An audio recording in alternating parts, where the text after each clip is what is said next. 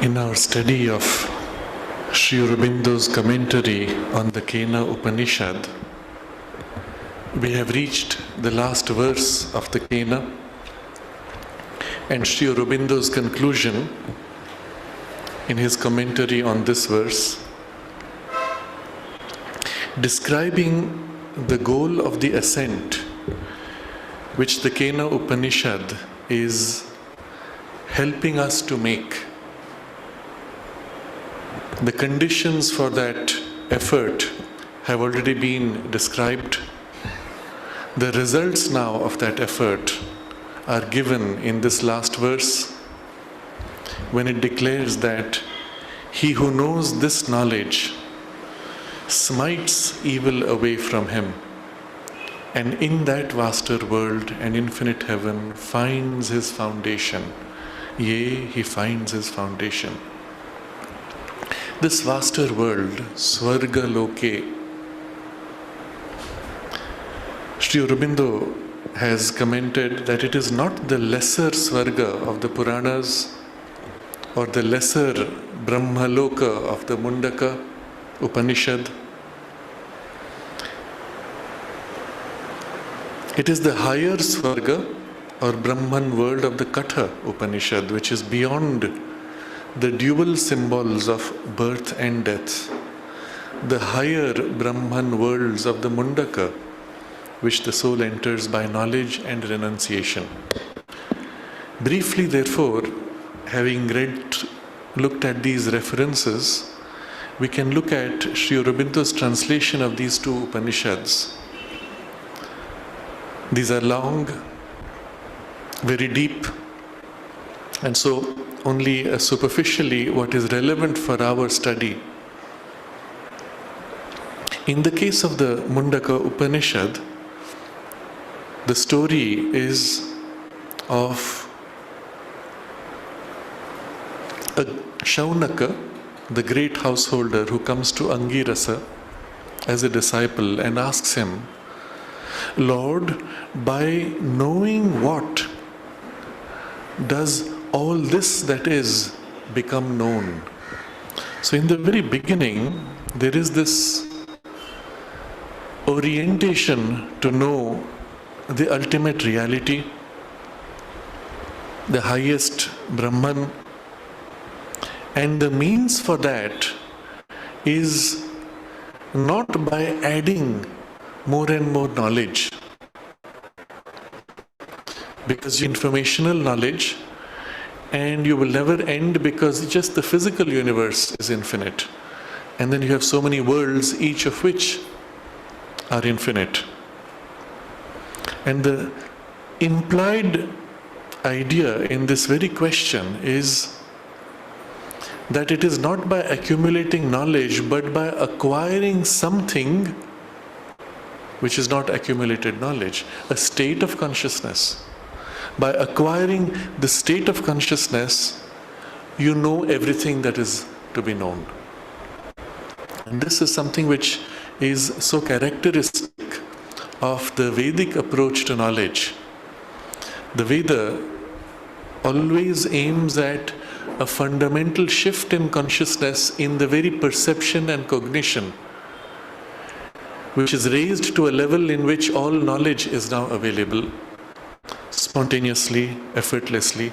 It is only in such a poise of consciousness that you can have true knowledge. As long as knowledge is formed by accumulation, as long as knowledge is inherently limited, which needs to be made more complete, you are bound to ignorance, however small or however great. And the nature of the ignorance is that the greater the scope of knowledge you have acquired, the bigger the ignorance, because now you do not know that you don't know something greater. You seem to know so much. And this is commonly seen in the pride of great or famous scientists or philosophers who have the sense that they have already mastered their field. We have even barely 100 years ago scientists declaring that now physics has achieved all knowledge that needs to be known and only a few areas remain And so it was in the 1890s that they would declare such things. But here the idea is you have to get into a state of consciousness where you do not need to acquire anymore. All is revealed. And this is not done by this mind thinking, but by something else. And so to him, Angirasa responds by saying, twofold is the knowledge that must be known, of which the knowers of the Brahman tell, the higher and the lower. And so this whole concept of two gradations of knowledge, and with that begins a whole journey through which the instructions continue, and it goes through many chapters. We do not go into it now. The idea that there is a higher poise, and as a result of that higher poise, a higher world of experience, and compared to that, a lower poise of consciousness and a lower experience also of the divine. It is that which Sri Aurobindo is referring to when he speaks of the lesser Brahma Loka of the Mundaka and the higher Brahman worlds of the Mundaka. Separately, Sri Aurobindo makes reference to the higher Swarga or Brahman world of the Katha Upanishad. And the Katha also, when we look at it, begins with a story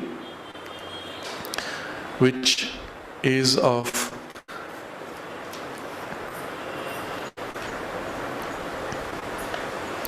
a great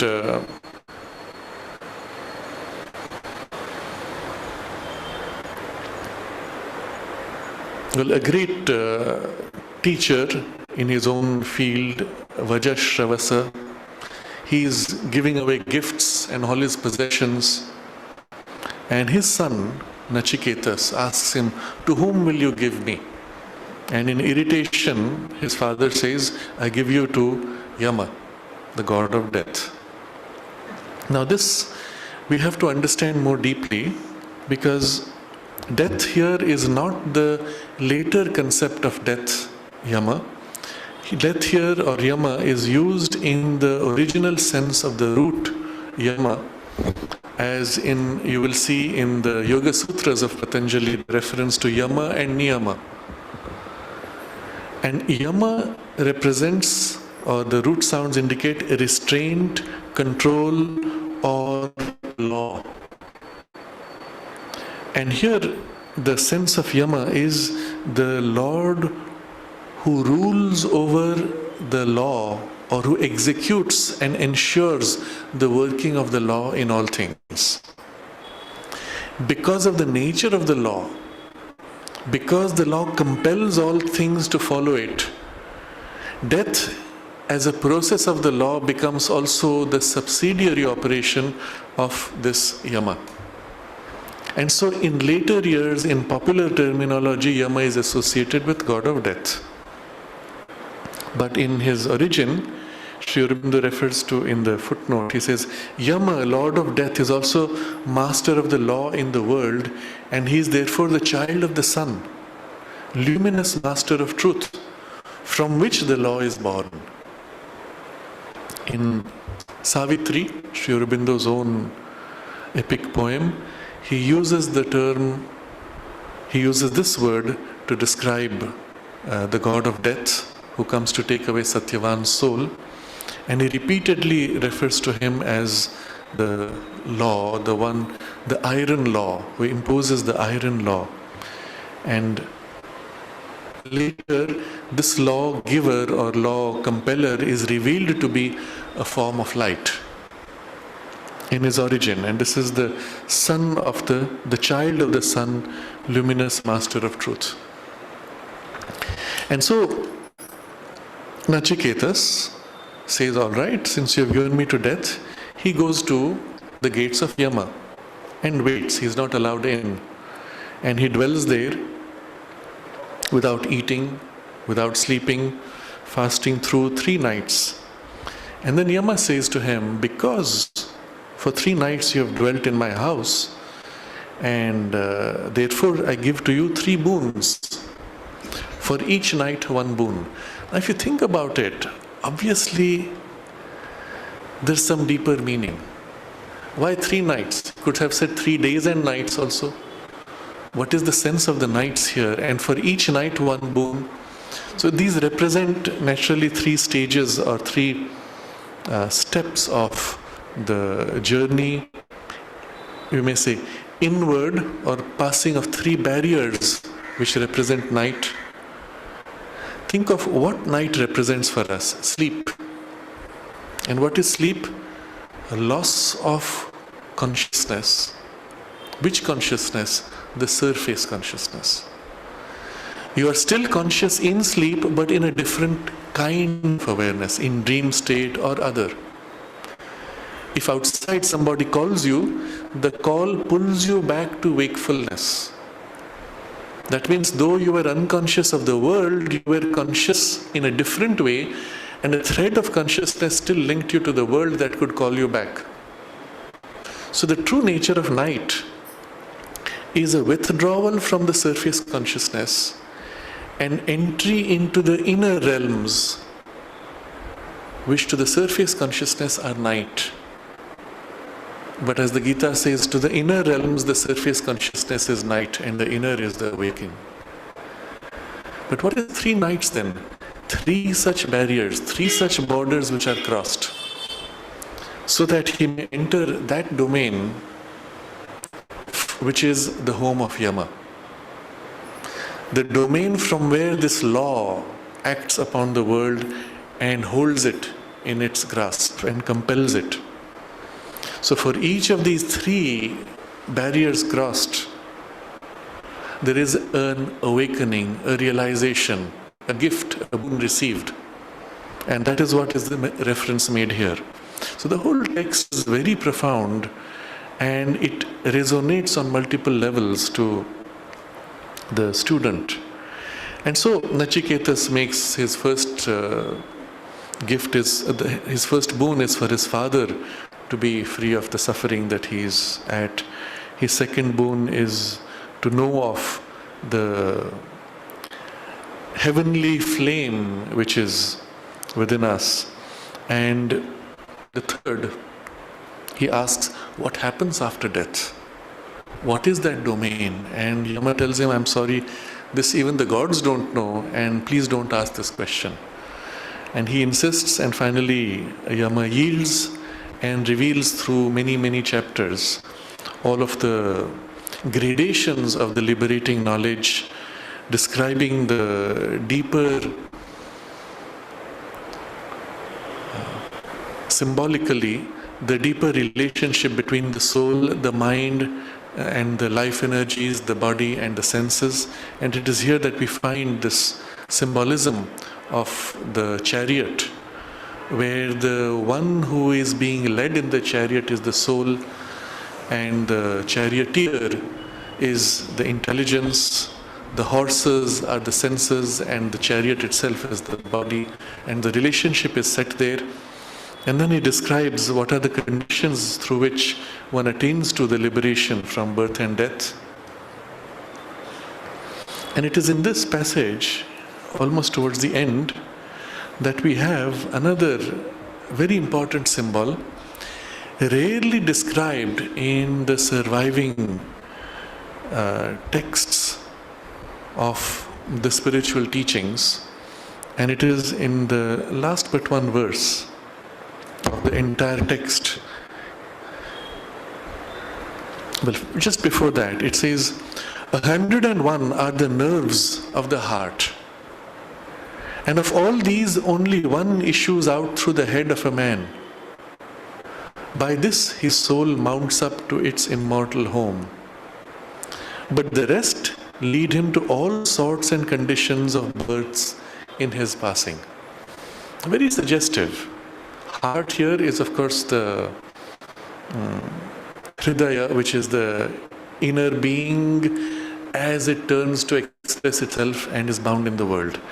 101 are the nerves emerging from this. And only one goes upward. That means the rest of the 100 are now connecting you into the world and keep you in the movement of the world, and therefore bound in the cycles of birth and death. Why 100? Again, going back to the Vedic symbol, it is the 7 planes of consciousness multiplied by the 7 subsidiary planes in each of them, because 7 principles existing in all 7 planes make for 49 planes and subplanes of the cosmos.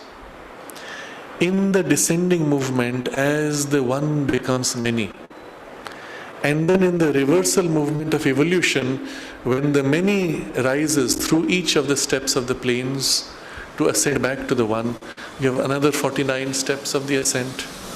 So 49 steps descending in evolution, forming the planes of the cosmos, 49 steps of the ascent of the individual consciousness as it evolves to recover the oneness, and then the oneness above and the inconscience below. So the totality making for 100. This is how Sri Aurobindo explains 100 as the symbol in the Veda of the full multiplicity of the entire manifestation. So whenever the rishis say 100 horses, the sense is of a complete energy which acts across all the planes in all the activities, universally and individually. Remember, the descending movement creates the universal worlds. The ascending movement is of the individual awakening or a collective of individuals awakening. So just in saying 100, instantly there is this context set. So the heart has 100 nerves which connect. That means we are fully embedded in the full play of the cosmos across all the planes, and our individuality is intended to be in this play. But all these 100 nerves bind us. There is only one which issues through the head, by which the soul mounts to its immortal home. And this is the movement of the awakening of consciousness to be liberated from the appearances. And then the next verse is what I wanted to point to. The Purusha, the poise of the consciousness which is free. But here you can have many Purushas. You can have the Purusha of the mind, Purusha of the life force. This is the divine Purusha seated within. The Purusha, the spirit within, who is no larger than the finger of a man, is seated forever in the heart of creatures. One must separate him with patience from one's own body, as one separates from a blade of grass its main fiber. Thou shalt know him for the bright immortal, yea, for the bright immortal. And this suggestion, the image used is so profound. There is the blade of grass. If you observe carefully, it's made of so many fibers. And they're all interwoven into each other. There is the central fiber which is passing through it, which is as if the nerve through which all the other nerves emerge. And again points to that earlier verse, the one nerve which goes up compared to the other 100 which are embedded. And the suggestion is this, that this is the core of it. Because this exists, everything else becomes possible. And this you must separate to attain to your freedom. One must separate him with patience from one's own body. Meaning it takes time, but you have to start that process. And what is that? The spirit within, no larger than the finger of a man, seated forever in the heart of creatures. Angushta matra, the size of a thumb. This is of course a reference to the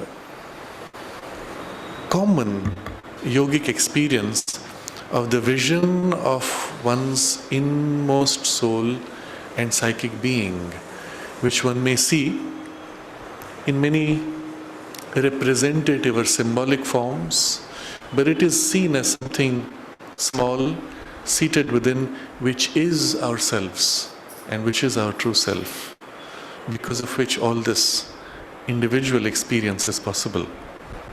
Thou shalt know him for the bright immortal. So this We have not really looked at what the Katha speaks of the Brahman worlds, but the passage really speaks of all the gradations of the worlds, and in one of the very interesting topics, Yama describes how the cosmos is born top down. Maybe we can look at that also. This is an eternal Ashwatha tree whose root is above, but its branch is downward. It is he that is called the Bright One and Brahman and immortality, and in him are all the worlds established. None goes beyond him. This is that thou seekest. And you recall now the vocabulary used, again the one, bright, immortal, is again made in correspondence to the seated spirit within the Purusha, who is described, thou shalt know him for the bright immortal, yea, for the bright immortal. Meaning this is identical with that, and that is the eternal Ashwatha tree whose root is above and the branch is downward. So the nature of reality is that its roots are in the divine consciousness. That is the foundation. And this is what the text of the Kena that we are now studying makes a reference to when it says that he who knows this knowledge smites away evil from him, and in that vaster world at infinite heaven finds his foundation. This is the root of the Ashwatha tree. That's the foundation. Pratitisthati. You will recall a brief discussion on this. Tisthati is established. Pratitisthati is established in the revealed foundation. And this, from there being established, our entire life and our being is a downward branching out through the planes down into the most physical, into which we branch out. When our roots are thus established above, what happens? We live in that vaster world and infinite heaven and its immortality. And so Sri Aurobindo explains this last line. It is therefore a state not belonging to the ignorance but to knowledge, meaning the consciousness of oneness. It is in fact the infinite existence and beatitude of the soul in the being of the all blissful existence. It is too the higher status, the light of the mind beyond the mind, the joy and eternal mastery of the life beyond the life, the riches of the sense beyond the senses. And so we come back to the very first verse of the Kena, when it began this quest by asking, what is this life which is life of our life, and the sense of our sense and mind of our mind? And in pointing towards that, the Kena has led us through a journey until we can now identify with it and live in it and live from it. And now this he speaks of as the all blissful existence. That life has mastery over this life. That mind has the light of knowledge of which this mind has only a reflection. And those senses have riches which are greater than any of our reflected senses. And the soul finds in it not only its own largeness, but finds too and possesses the infinity of the One. So the reference to the Svarga here is of the wideness as well as the immortality in which one is founded. And in that immortal state, and it has firm foundation in that immortal state, because there is supreme silence and eternal peace are the secure foundation of eternal knowledge and absolute joy. And with this, Sri Aurobindo completes his commentary of the verses. The references he makes are to silence, peace, eternal knowledge and absolute joy in the firm foundation which is secure. This is a phrase you will find frequently in Sri Aurobindo's writings. A foundation which is secure because it cannot be shaken once it is established. You can take a foundation in any part of your consciousness. I am founded in my reason. That means I live my life from that rationality. In the exercise of the rationality in life, you will inevitably experience something where reason fails. Where the choice you have to make of this or the other will compel you to abandon both because neither is sufficient. A situation will arrive where reason cannot give you an insight or a final confirmation of what is true or what is false. So you can have a firm foundation, but it may not be secure because it is not the foundation. And therefore the entire effort of the Vedic teaching is to bring you to that which is the foundation of the Ashwatha tree. And since all emerges from that, therefore that is the most secure foundation. The divine is established there, the universe is born from it, and when we live established there, it is the most secure. But from there you can live everything. The idea that as long as you are somewhere in between, the scope of your expression, the scope of your engagement with the universe is also limited. When you are established in the one from which all the multiplicity emerges, then you can embrace the full multiplicity of the cosmos. And it is to this that the Katha also puts as a suggestion when it speaks of the 101 nerves, but only this one nerve which links to the foundation above.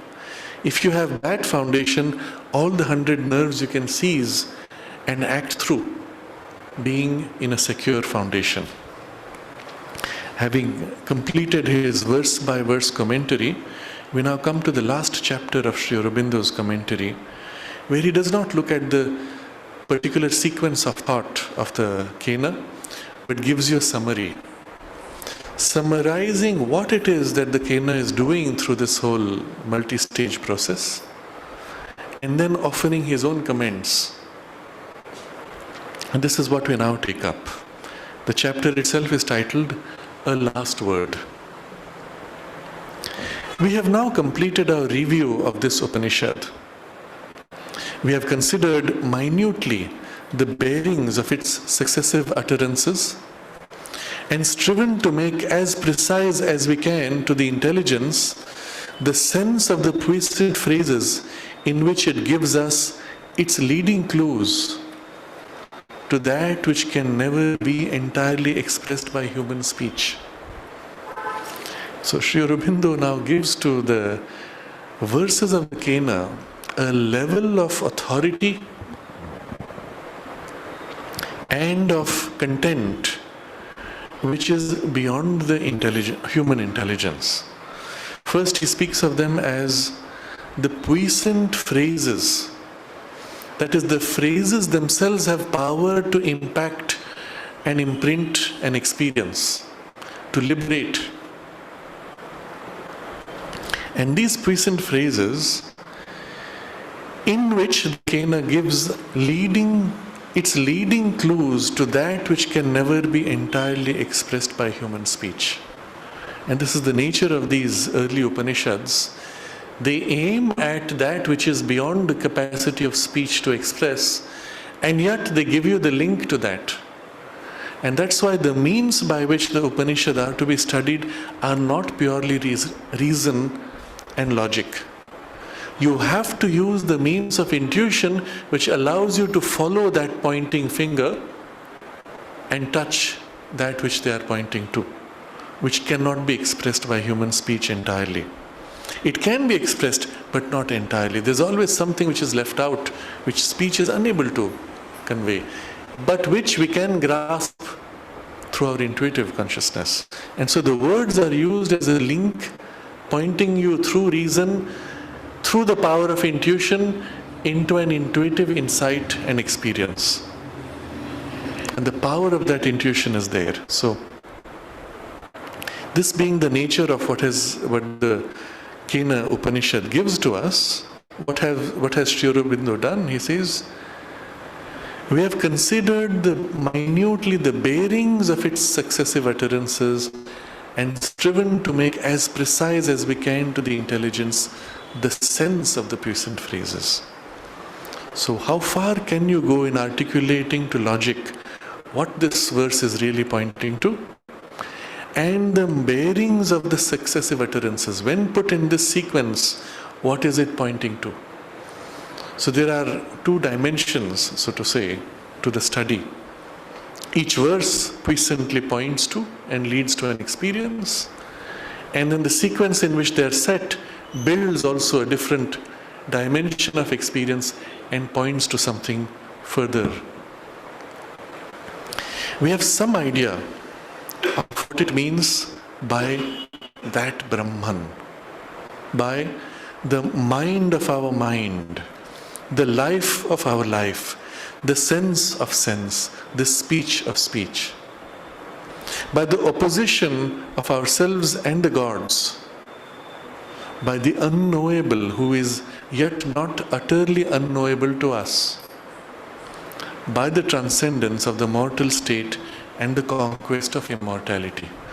So in quick sequence, he places before us all the key ideas which the Kena exposes us to. Obviously, in the very first verse, when it speaks of mind of our mind, life of our life, sense of our sense, speech of our speech, all four are one. That is, the mind of our mind is also sense of our sense, which is also life of our life, and speech of our speech. And so there is a consciousness where these four facets join, and that is the Brahman. But the Brahman as mind of our mind and life of our life is different from the unknowable, which is also Brahman. There is, we discover, two poises of Brahman, the unknowable and the Brahman which is knowable to us, not utterly unknowable, but within reach, where Brahman relates to the multiplicity and the relativity. There is also Brahman who transcends multiplicity and relativity and lives in an absolute and beyond, which is not knowable to us. But when he turns from that beyond and relates to us as the absolute of our relatives, that means everything which is in the universe secretly points to that, finds its fulfillment in that, but also originates from that. That is the Brahman which we can know. Not through the mind, but by this higher power of cognition. So this unknowable who is yet not utterly unknowable to us, and opposition of ourselves and the gods, which is an important idea here, when the Kena teaches us that in order to know that, you must know what of that is in you and what of that is in the gods. So the individual and the collective is placed in relation, apparently in opposition. There is an individual evolution and then there is a universal collective evolution, and these two are placed. Within each, that is represented. And so the realization of that is not complete if you have realized it only within you. You must also know it in the universe. Equally, it is not enough if you realize that in the universe, you must know it within you. And the two go hand in hand. The scientist is seeking to know that, although he doesn't know that's what he is seeking. He is seeking the ultimate reality. And in seeking that, he goes outward into the universe. And to whatever extent he is able to realize that, he says, I have found it. Until he discovers there's a little more and a little more. But he cannot truly know that in the universe because his power of knowledge is superficial and limited. When the same scientist turns to realize that inwardly, in discovering that in deeper and deeper layers, his power of recognizing that in the world also grows. This scientist now is no more a materialist scientist. He's equally a scientist of consciousness, psychologist, and yogi. And in this inward process, as he ascends the levels of consciousness, he discovers those levels also out there. And therefore there is a double movement in the evolution. The yogi who turns exclusively inward and says only within me, subjectively realizing the higher planes, abandoning the world as illusion, he misses on the other aspect. Since the world is illusion, he knows only the divine as it withdraws from the world, not the divine as he manifests to become the world. And so both are required, and if you have taken one side, it will always be incomplete. When both are accepted, then this apparent opposition is resolved in a completeness of the Brahman. And finally, the key idea, by the transcendence of the immortals, by the transcendence of the mortal state and conquest of immortality. What the Kena means by transcendence of mortal state and conquest of immortality, and you will recall the verse where it says, that must be realized here, and if you do not realize here, then great is the perdition. Perdition is not ordinary loss. Perdition is when you lose yourself. And that's the term used in the Kena. If you do not realize that Brahman here, that is in the life, in the body, and through the body experience also, then you have lost yourself, because this also is yourself. So all of these key ideas we have already explored in great detail, and Sri Aurobindo says still we have some idea what it means by these ideas, suggesting that whatever we have understood so far is only a beginning, and one has to meditate on these verses and go deeper beyond the reasoned and rational and sensory understanding to an experience of it. And now Sri Aurobindo goes to the core of the teaching of the Kena. Fundamentally, its teaching reposes on the assertion of three states of existence: the human and mortal, the Brahman consciousness, which is the absolute of our relativities, and the utter absolute, which is unknowable.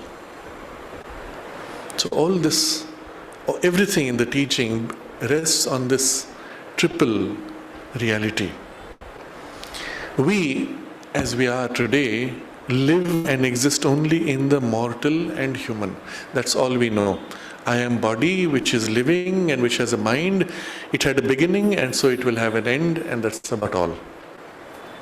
But there is another state of existence which is the Brahman consciousness, which is the absolutes of these relativities. Even our relative life, which has beginning and end, finds its absolute in the life of our life. Our mind, which is bound in ignorance and duality, finds its absolute in the mind of our mind, and so on with our senses and with our speech. And this he points to as a continuum. From here, if we went back to our absolutes, we would live in this existence. And then there is one more, which is the utter absolute, which is unknowable. And that's another state of existence. You could cross into that, you would not have this. The first, that is the mortal, is in a sense a false status of misrepresentation, because it is a continual term of apparent opposites and balancings, where the truth of things is a secret unity. So this first level where we are living in is false, because every time that we have something in our relativities, we discover there is also its opposite. And you can never separate the two. And you're bound somehow to oscillate between these opposites. And between the two opposites, there is always some kind of a compromise, which is a balancing. Except the balance is never fixed. You can say, I've come to the right balance, and then a moment later you discover, in changing circumstances, your balance has to now rebalance itself and rebalance itself. And so it is never self-existent, never real. False, therefore, at least as it appears. So false status of misrepresentation. And where is the truth? The truth of things is secret unity, as opposed to this continuous dualism and balancing and compromise of opposites. Behind that, secretly, there is a unity which holds it all together, and that's the truth behind the appearance. So in the way the mother articulates this, she says that in the traditions which speak of the world as illusory or false, they are right in a way that the appearance that you have of the world is illusory and false. But the world is not false. It is the appearance which is false and illusory. Behind that appearance is the truth of the world in the world. And one can, by shifting our perception, perceive that truth. And by perceiving it, live in the world which is real, without the distortion of our current perception. And then we discover it is Satchidananda revealing itself in form and through forms. So it is to this which he points when he says, neither of these oscillations are true. There is a secret unity behind which is the truth. And he explains, we have here a bright or positive figure and a dark or negative figure.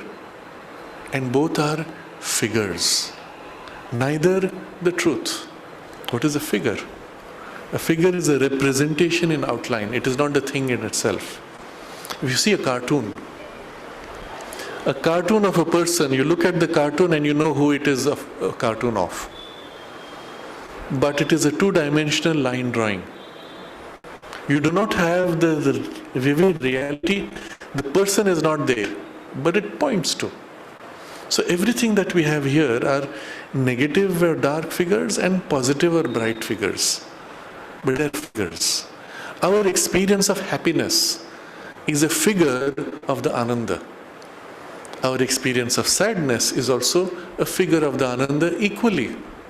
And so we are compelled to oscillate between these two, because if we seek only happiness, we are missing out the other, which also is a figure of the Ananda. How? And this, you will recall, Sri Aurobindo has explained in great detail.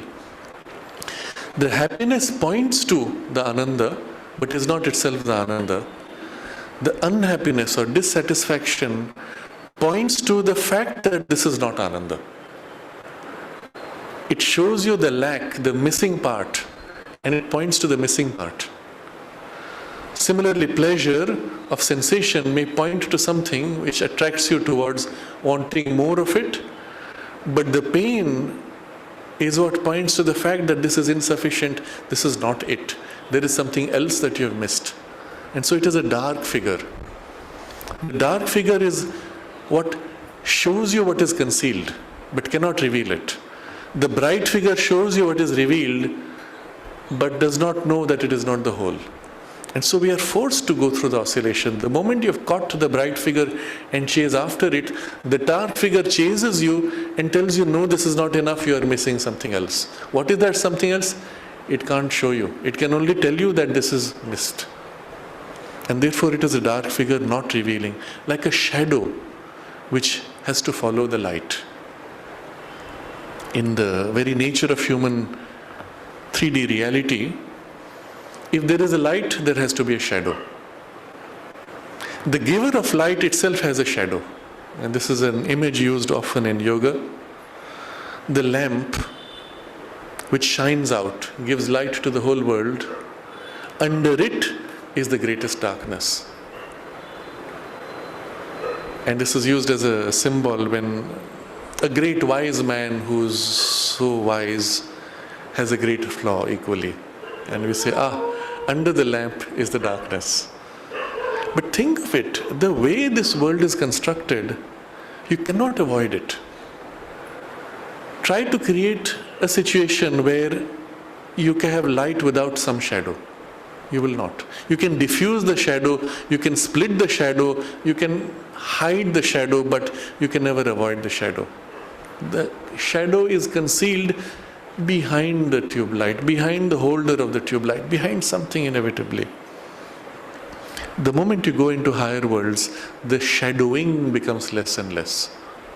Already in the subtle worlds, an object is translucent because you can see what is inside. You can see it inside out or experience it inside out.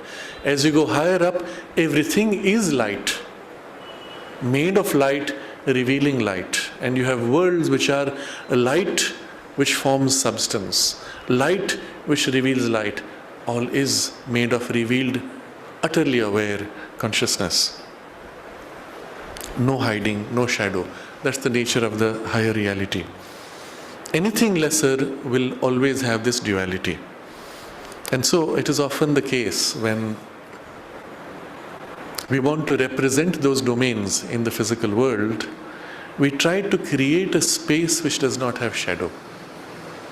When in the ashram, the mother created the space which is known as the meditation hall, the instructions that she gave to the engineer, Pavitra, was it should be a hall where you will not see shadows. The lighting should be such. You should not be able to see the source of light and you should not be able to see shadows. So he created it in this way by creating a curvature of the reflective surface, arced it in a parabola, and the lighting is concealed at the center of the parabola, and the light reflects and comes as if from all directions equally. And so you can walk into there and you do not see obviously a shadow, except you have a concealed shadow where your feet rest on the ground. You still have the shadow. You cannot avoid that in the physical world. But as far as possible. Still, he says, neither is the truth. Still in that we now live, and through that we have to move to the beyond. We live in this domain of duality, through it we grow, and so this is the slow, oscillating journey of the soul's evolution. We grow closer and closer to the absolute of our relatives. In the Veda, there is the image of two mothers nursing the baby. The child is nourished by two mothers, the dark mother and the bright mother. And this is the soul within the psychic being journeying across lives, evolving. But in the journey of its growth, it must be suckled by the bright mother to give the side, which is the bright and positive figure of that, and then suckled by the dark mother, which is the dark and negative figure of that. The day and the night, symbolized not only in the physical day and night, but in the psychological cycles of oscillations of day and night. The moment, you will see, the moment you have reached that in your life, which to you seems perfect, now I am utterly satisfied, now I am fully happy, now I have reached what I always wanted. Immediately the other side starts creeping in. Some dissatisfaction, some weakness, some lack, something begins to rise which tells you, not yet it. And we spend all of our life chasing this final thing which will make me happy. If I make so much money, I will be happy. If I get into that relationship, I'll be happy. If my health becomes all right, I'll be happy. If my children are secure, I'll be happy. You can make any number of rules. The moment you achieve it, something pops up which says, not yet. And we go through this oscillation, the slow way. Still in that we now live, and through that we have to move to the beyond. But the beyond is not by abandoning this. That's the whole point of the journey. It is in this journey of dualities that you realize the absolute in the world. The second, so this is the first level of existence, which is made of our mortal human experience. The second is the absolute of all these relativities. So the second is the Lord of all this dual action, who is beyond it. It is He who becomes all this in the relativity. And so everything here is representation of Him. In everything He lives and through everything He works. In the forest, the deer has to be eaten by the lion. The deer family has to lose its members so that the lion family can feed its members. Which one is the Lord? He is equally deer as He is the lion. He enjoys equally being swallowed by the lion as He enjoys swallowing deer. There is no sense of right or wrong in His totality. Everything is play of His forms. So He is the Lord of this dual action who is beyond it. And yet when we separate from Him, we see the duality.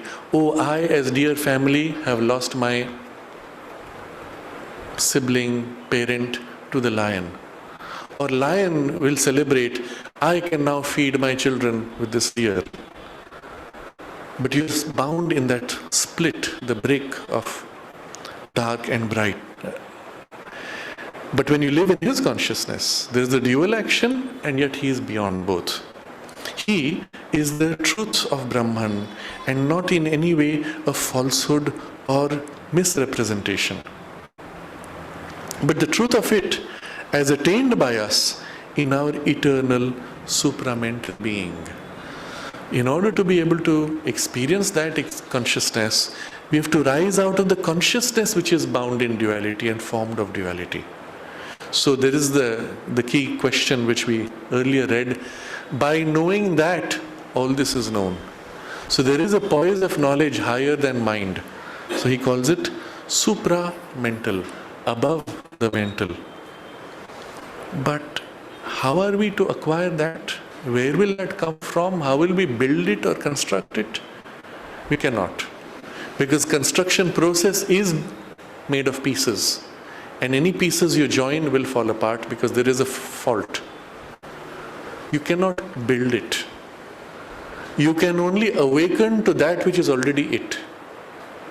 But does that exist? Maybe we don't have it. Just as a monkey doesn't have intelligence, as we have it at least.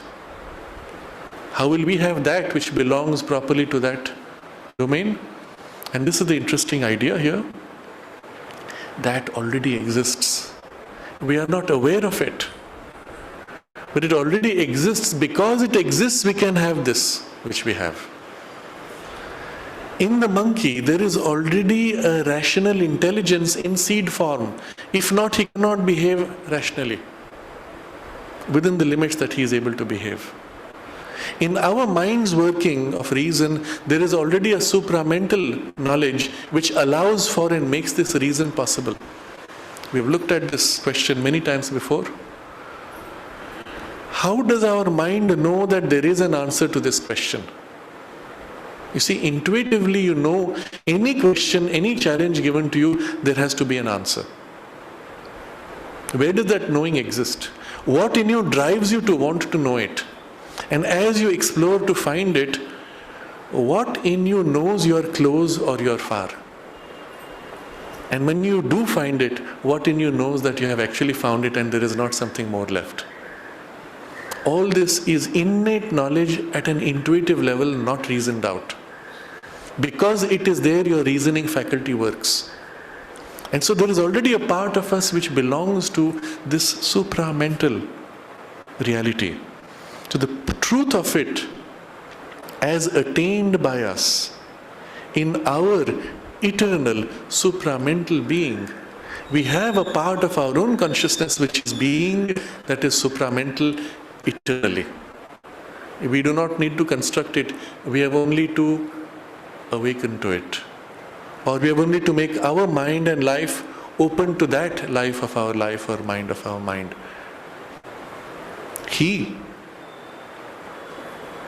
In Him are the absolutes of all that here we experience in partial figures.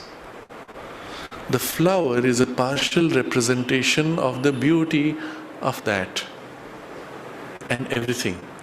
All force is a partial expression of the creative power of that. All creativity in us is a partial representation of that highest divine creativity. All mind and knowledge is a partial representation of that, and so on. The image of the yogic tradition is the reflection of the sun in the waters which are shaken. Each shaking is a flash, a piece of the sun. Nothing catches the whole. But when the waters become utterly still, they reflect the whole, and yet they are not the whole. So our mind, similarly agitated, is catching flashes. When it becomes still, it reflects that, but we have to rise above mind in order to become one with that and experience it directly. So in Him are the absolutes of all that here we experience as partial figures. And so this is the second experience of existence, state of existence. And the third, the unknowable is beyond our grasp, because though it is the same reality, yet it exceeds even our highest term of eternal being and is beyond existence and non-existence. It is therefore to the Brahman, the Lord, who has a relation to what we are, that we must direct our search if we would attain beyond what temporarily seems to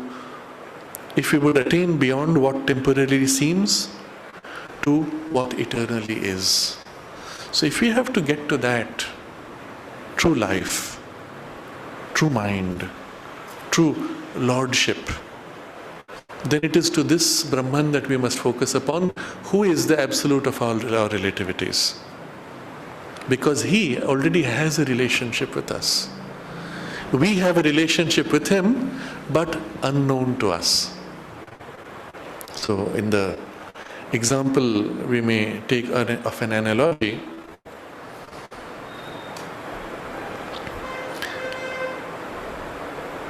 the mind of our mind knows what is happening in our mind.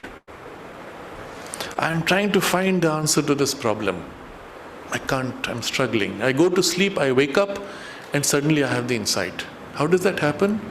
Sri Aurobindo explains that during the time you were asleep, the true knower turned his attention to that which you were seeking. Why didn't he turn to it before? Well, earlier when you were seeking, the repeated effort you made eventually attracted his attention. That's what you're looking for. But you were unable to receive what he already knew. When you went to sleep, that's when what he knew came to the surface. Now this points to a very deep truth. We find it repeated in all the traditions. 3. The truth of 3. I'll put it like this. If somebody comes to your door and knocks once, you may hear the knock, or you may not be sure. Did someone knock? Not sure. It could be the wind. It could be a stone which fell. It could be by chance.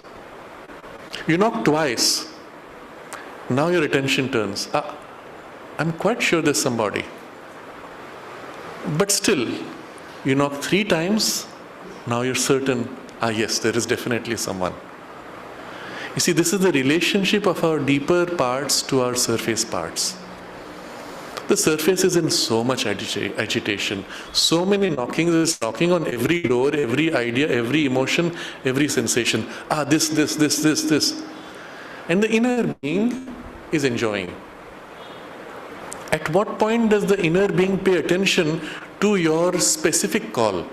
Because you're calling all the time, not to it, but to everything else in the world. You call once. That's no different from any other call you have made to everything. I want this, I want that, I want that. No, but I really want that. See, now the second call, really, I have put a certain force. And now that begins to call its attention. And then you have to make a last, third confirmation.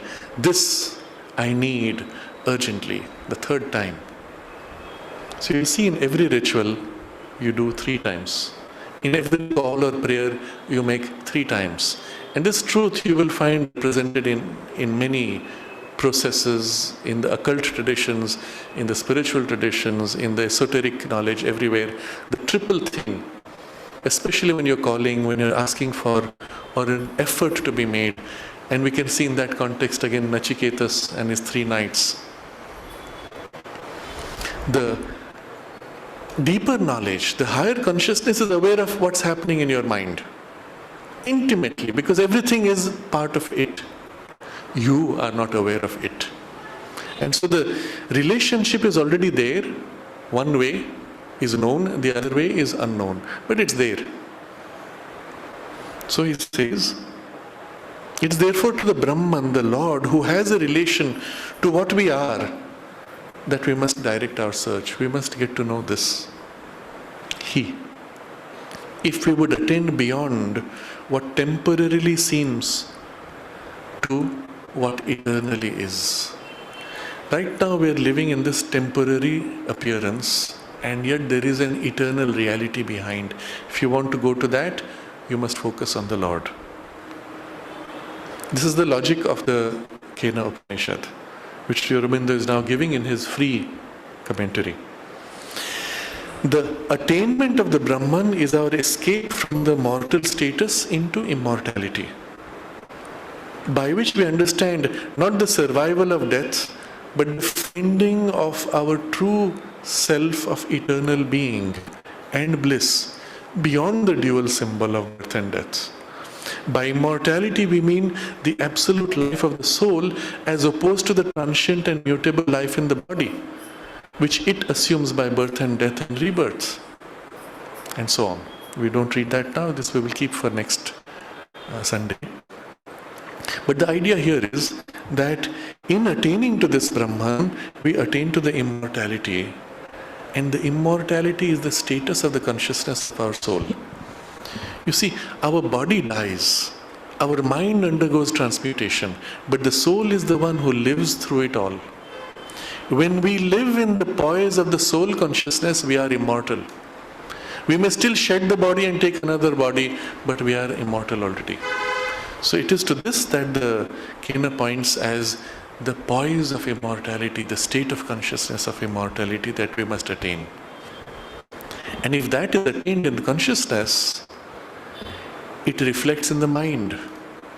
The mind not only glimpses or lives in a poise of immortality even as it undergoes mutation, it reflects also in the body.